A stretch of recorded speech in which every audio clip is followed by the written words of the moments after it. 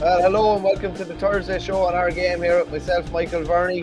Nice little riff there just to get us into the Thursday at lunchtime there. Delighted to be joined with Jason Byrne from the Irish Sun. Jason, how are you? Good, Mick. How's things? Very good, very good. I think I might have the wrong thing on the bottom of the screen there, but we'll change it up there now. There's a lot of moving and shaking here. I didn't appreciate just how much work that Shane puts into this and how hard it is to run a live show, but we'll get there in the end. Jason, obviously loads of things happening, loads of club action to get into. The first 15 minutes of today's show, as always, will be FREEVIEW, and then you can go to patreon.com/our-game for some more exclusive content thereafter. We always appreciate people signing up, some great content there behind the scenes. Jason, the first thing we touch on though, Dessie Farrell getting another 2 years with the Dubs. Probably, I know there was some talk of various things that may have been happening or may have not been happening in the background, but probably not a big surprise. Yeah, probably not a big surprise, Mick. Like, I know there was reports that he was going to go after they lost to Kerry in an epic All-Ireland semi-final. But like, it all kind of went away, and you know, the perception then largely was that he was going to stay and that the county board were going to back him to stay. And I think the rumours that he was going to go would have been probably coming from Dessie himself, that maybe it was time for change, because he probably felt a lot of hate. Like, you know, a lot of things haven't gone right for him since he took the job. I know he won that All-Ireland behind closed doors in December 2020, which seems mad now when we're looking back at that at an empty Croke Park. But like, you know, the Stephen Cluxton thing, the being caught training behind closed doors, the being relegated to Division 2 this year, you know, they haven't been in the last two All-Ireland finals. They've lost so many great players. You know, you'd imagine he just felt all the pressure that came with that and all of those little things, and Paul Mannion being away and all that kind of stuff, Jack McCaffrey opting out. Like, just, it's an unfortunate sequence of events happened to come his way. But, you know, Dublin are rebuilding now. He's got a fresh 2-year term. And, you know, they were a kick of a ball away from beating Kerry in that All-Ireland semi-final. It could have been very, very different. You know, there's loads of ifs and buts. If Colin O'Callaghan had been in the field, would we be talking about a completely different result? Quite possibly. You know, they scored the only goal that Kerry conceded in the entire championship, that wonder strike from Cormac Costello. There's lots and lots to build on, and I'm sure they're going to have a massive say in things next year. You better believe it. And, you know, they should top Division 2, no problems either. So, yeah, no surprise in the end, Mick. You know, it's a rebuilding job for them. They'll still have a massive say in everything that goes on next year, for sure. Yeah, I think he's the obvious man to lead them forward. As you said, they were very, very close. There's probably been a lot of mitigating circumstances. The COVID training ban definitely wasn't a help, and obviously the will he won't he with Cluxton, and the fact that Paul Mannion's not aboard, and the fact that Jack McCaffrey's not aboard. And as you say, if Conor O'Callaghan had been playing the All-Ireland semi-final, we could be talking about the Sky Blues being back on top again. But Richard Hogan has tips the cap to you here, Jason. He just says fair play to Jason getting the Brian Cody scoop on Tuesday evening. You were down at the Hurling for Cancer game, Jason. I know you were chatting to Brian very briefly, as you said in your Twitter story yesterday. What was it like? It was a great experience, no doubt. It was a great day. It was a great day, Mick. Just a brilliant buzz. Like, as soon as you walked into the ground, you could feel it. There was like you know, they had loads of stalls and everything set up down beside the dressing rooms at St. Collins Park as you walk in the gate. When you come through the iconic mural where it says Newbridge, you're nowhere. And it definitely felt like Newbridge was the place to be on Tuesday night, I can tell you. Just the buzz as soon as you came in. I got there around an hour before throwing, and the place was absolutely packed.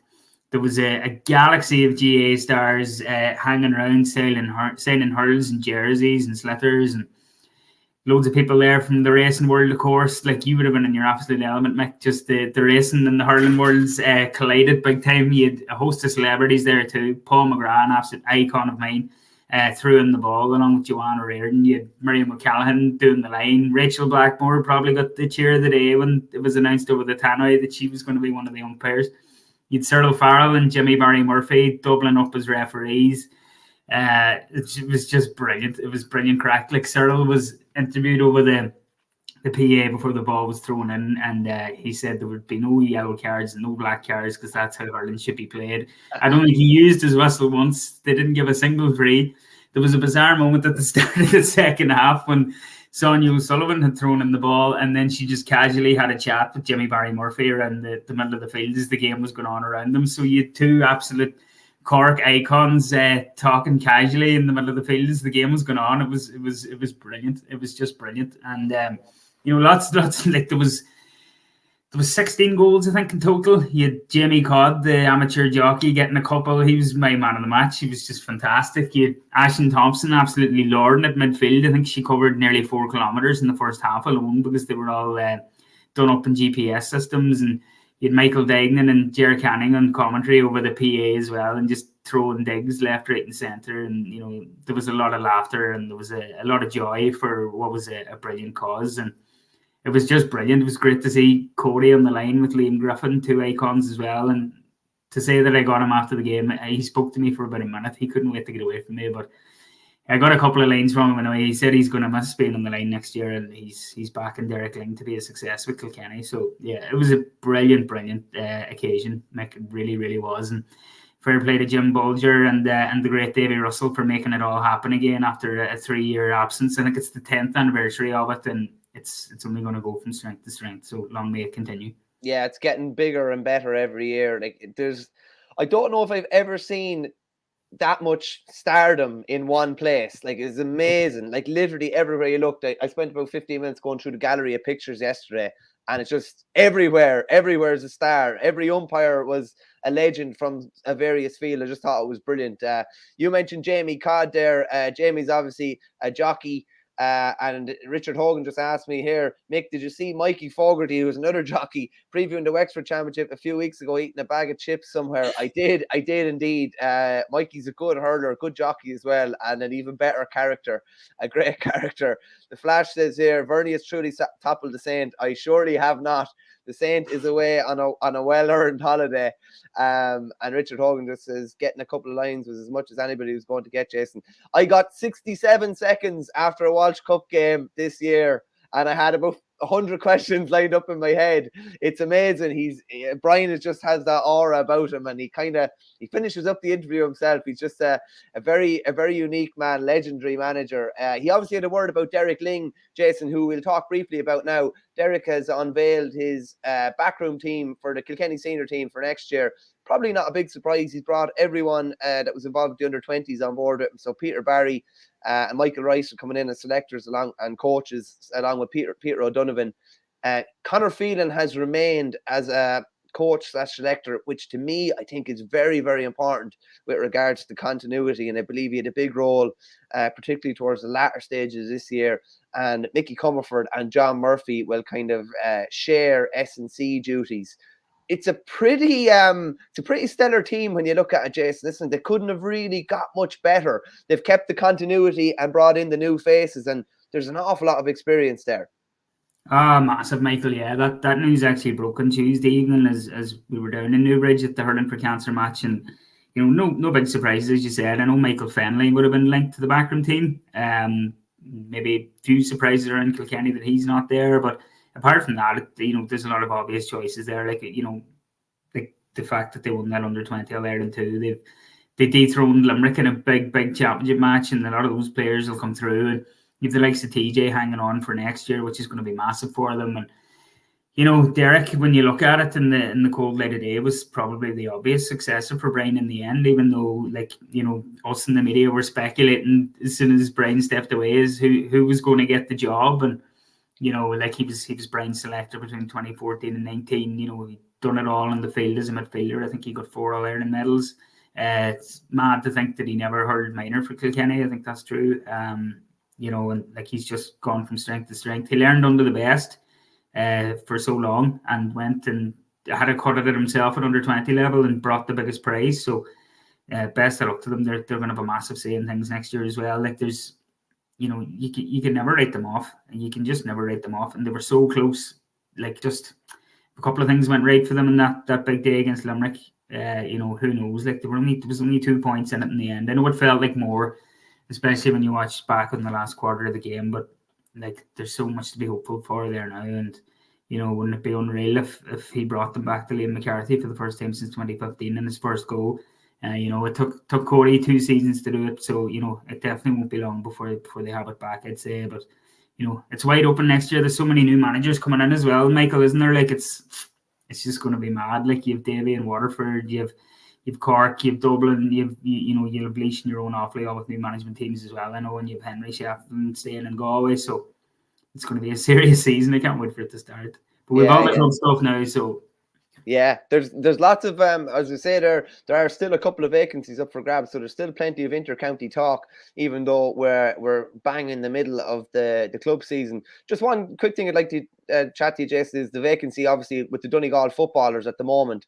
You had a story last week that there were no nominations for the posts, maybe 4 or 5 days out from the deadline. There are some nominations now, but Donegal Chiefs are remaining fairly tight-lipped about who these candidates are, and they're actually not revealing the personnel involved in the 3-person committee either. Is this a good move or a bad move? And are you hearing anything about who potentially might be involved or might be in the mix?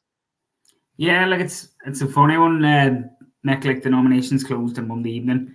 The story I had was maybe a week out from that, or maybe 6 days, and there had been no nominations from the club.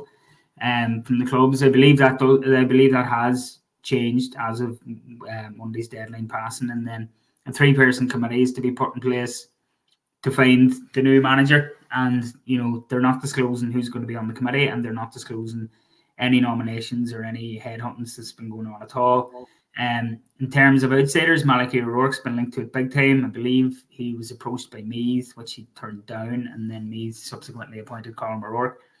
Enda McGinley's been another, candidate mentioned. He's just left the interim job, but a very shrewd thinker, and he's got a great footballing brain.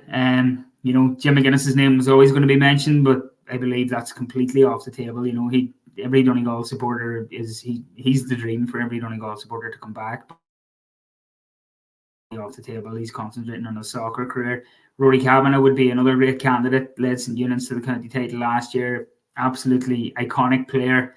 Soldiered with the county for so long during so many dark days, and then won us All Ireland, and absolutely put his life on hold and transformed his entire body to turn into an All Ireland winning midfielder, and has turned into a great coach and manager himself. But I'd say he's happy enough to stick with the club for another couple of years. I think that's his plan, and definitely down the line, I wouldn't be surprised to see him in that Bannister bib. You have Maxie Curran being mentioned, of course, led the ladies to the All Ireland semi-final. Ran Meath very close, put on the highest press I've seen in Croke Park for a long, long time. At the end amazing to watch, wasn't it? Absolutely amazing to watch. Incredible. Brilliantly coached team as well. Maxie's done a lot of work with them. They've got a lot of youth experience, and Mark McHugh was on board as a coach, had a massive impact with them as well. So all those names have been mentioned too. So it's the county board are in complete lockdown in this now. There's nothing coming out.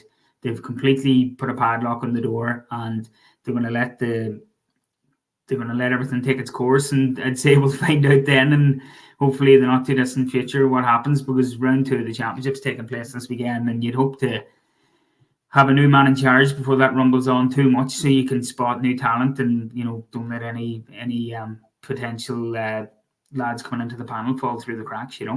Definitely, yeah. Time is definitely of essence with any of these posts. As with Davy Fitz, at least he was in place, and he's able to go down and watch the Waterford games, even though he knows the scene fairly well. That's it for our Freeview part of the show, folks. To get the remainder of the show, go to patreon.com/our game, where we go into loads of detail on the club championship, Shane Walsh's transfer, Garrod Hegarty's views on the split season, and lots more. So go to patreon.com/our